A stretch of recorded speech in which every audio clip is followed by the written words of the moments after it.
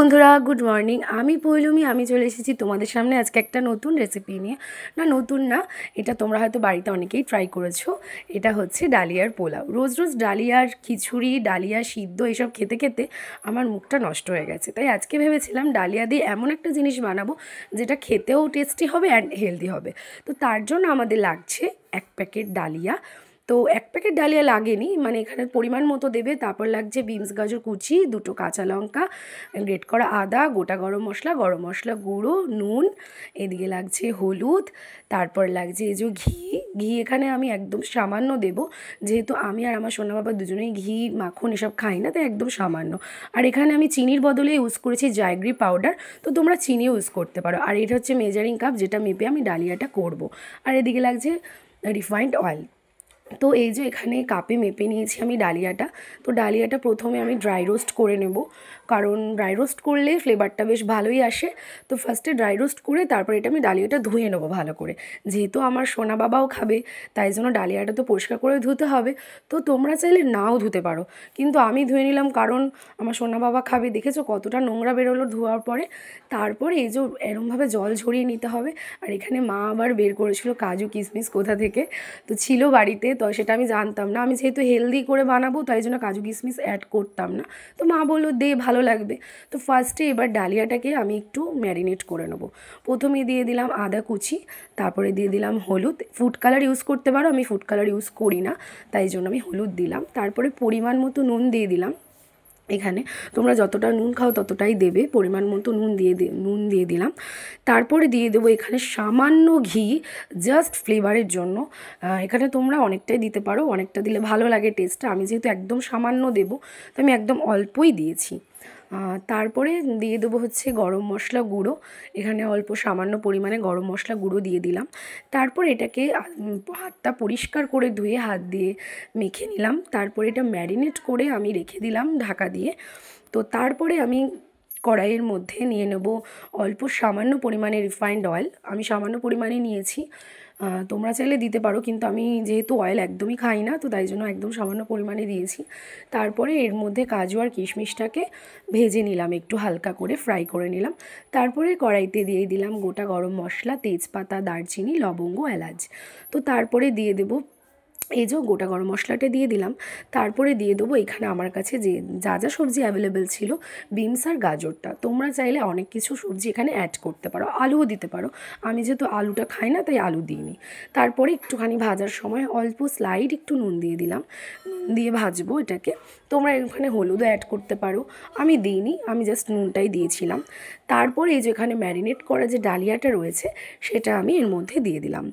তারপরে এই যে এর মধ্যে পুরো ডালিয়াটা দেওয়ার পরে এইটাকে আস্তে আস্তে হালকা হাতে করে ডালিয়াটাকে সবজির সাথে মশলার সাথে এটাকে আস্তে আস্তে করে ফ্রাই করতে হবে। তারপরে এইদিকে আমি সেই ডালিয়ার ম্যারিনেট করা বাটির মধ্যেই বসিয়ে দিয়েছিলাম এই যে মেজারিং কাপে দেখতে পাচ্ছ, এই মেজারিং কাপের 2 কাপ আমি ডালিয়া নিয়েছিলাম। 2 কাপ ডালিয়ার সাথে 4 কাপ জল। ঠিক আছে, তোমরা যদি 3 কাপ ডালিয়া নাও তাহলে 6 কাপ জল দেবে। ঠিক আছে, তো তারপরে এই যে ওখানে আমি জলটা গরম বসিয়ে দিয়েছি, উষ্ণ গরম হবে জলটা গরমই দিতে হবে, উষ্ণ গরম জল।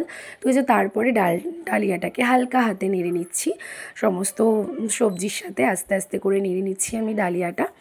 এই যে তারপর এদিকে আমার জলটা গরম হয়ে এসেছে।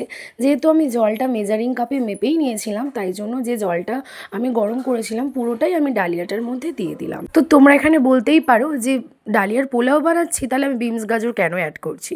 তো যেহেতু আমি বললাম আমি আর আমার সোনা বাবা খাবো আর জিনিসটা হবে হেলদি, তাই জন্য আমার কাছে 2টো সবজি অ্যাভেলেবেল ছিল। যেহেতু বাচ্চাদের এরকম মুখরোচক খাবারের সাথে সবজিটা দিলে ওরা ভালো খায়, তাই জন্যই আমি সবজিটা অ্যাড করেছি। তারপরে এই যে হালকা হাতে জলের সাথে ডালিয়াটাকে মিশিয়ে নিচ্ছি। তারপরে গ্যাসের ফ্লেমটাকে আমি লো টু মিডিয়াম ফ্লেমে দিলাম। তারপরে এই যে ডালিয়াটা যখন ফুটে আসবে তখন 2টো কাঁচা লঙ্কা চিড়ে, তোমরা যেরকম ঝাল খাও সেরকম দিতে পারো। তো আমি বেশি ঝাল খাই না, যেহেতু আমার সোনা বাবাও খাবে, তাই জন্য আমি 2টো লঙ্কা দিলাম চিড়ে। তারপরে আবার ডালিয়াটাকে হালকা হাতে একটুখানি মিক্সড করে নিলাম। তারপরে এর উপর দিয়ে দেবো একটা ঢাকা। এই যে একটা তোমার যে পাত্রে করবে সেই মাপেরই একটা ঢাকা দিয়ে দেবে। তারপর ঢাকা তো দিয়েছো, তারপরে মাঝে মাঝে কিন্তু এটা দেখতে হবে ঢাকাটা তুলে যে এটা তলায় লেগে যাচ্ছে না তো, এটা কিন্তু দেখে নিতে হবে। তখন তোমরা একটু দেখে নেবে যে নুনটা এখানে ঠিক আছে নাকি। তো যদি নুনটা কম থাকে তাহলে তোমরা এখানে নুনটাও এই সময়ই অ্যাড করে দিতে হবে। তো আমার এখানে ঠিকঠাকই ছিল, তাই আমি এখানে আর নুন টুন কিছু অ্যাড করলাম না। তারপরে দেখো বন্ধুরা, এরম করতে করতে আমার ডালিয়াটাও রেডি হয়ে এসেছে, ডালিয়ার পোলাওটা। তারপরে আমি ঢাকাটা সরিয়ে দিলাম, তারপরে এই যে হালকা হাতে আস্তে আস্তে করে আবার একটু নেড়ে চেড়ে দিলাম। তো এটা এখনও পর্যন্ত একটুখানি জলভাবটা রয়েছে। এটা তারপরে গ্যাসের ফ্লেমটা আমি কমিয়ে দেবো, মানে বন্ধ করে দেবো টোটাল। তারপরে আস্তে আস্তে যখন এটা রেস্টে রেখে দেবো তখন আস্তে আস্তে এটা ঝরঝরে হয়ে যাবে। তো তারপরে আমি এর ওপর দিয়ে দিলাম কাজু আর কিশমিশটা, যেটা ভেজে রেখেছিলাম। তো তারপরে এই কাজু আর কিশমিশ দেওয়ার পরে আমি গ্যাসের ফ্লেমটা একদমই বন্ধ করে দিলাম। বন্ধ করে তারপরে এটাকে হালকা হাতে আবার কাজু কিশমিশটাকে আমি ডালিয়ার পোলাওটার সাথে মিক্সড করে দিলাম। তারপরে এই যে দেখতে পাচ্ছ আমার ডালিয়ার পোলাও কিন্তু রেডি হয়ে গেছে। তো এবার একটু রেস্টে রেখে দেবো, এটা আস্তে আস্তে যত সময় যাবে ঝরঝরে হয়ে যাবে।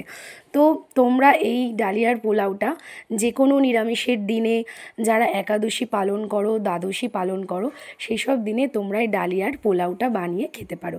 ভীষণ টেস্টি হয় আর ভীষণ হেলদি। তো আমি এটা বানিয়েছিলাম একটু হেলদি করেই, যেহেতু আমি আর আমার সোনা বাবা খাবো, তাই জন্য সমস্ত কিছু আমি একটু কমই দিয়েছিলাম, ঘি বাটার। তো তোমরা চাইলে এটা স্বাদের জন্য একটু বেশি দিতে পারো। তো যে দেখো বন্ধুরা কি সুন্দর ঝরঝরে হয়েছে, তোমাদের সাথে শেয়ার করছি আমি। তারপরে প্রথমেই দিয়ে দিয়েছিলাম আমার সোনা বাবাকে আর আমার মাকে, যে বলতে বলেছিলাম যে কেমন হয়েছে। তো ওরা খেতে বলেছিল ভীষণ সুন্দর হয়েছে, আর সত্যি শুনেও যেন মনটা শান্তি হয়ে গেল। আর তোমরা কিন্তু জানাতে ভুলো না আমার এই রেসিপিটা তোমাদের কেমন লাগলো, কমেন্টে জানিও তোমাদের এই রেসিপিটা কেমন লাগলো।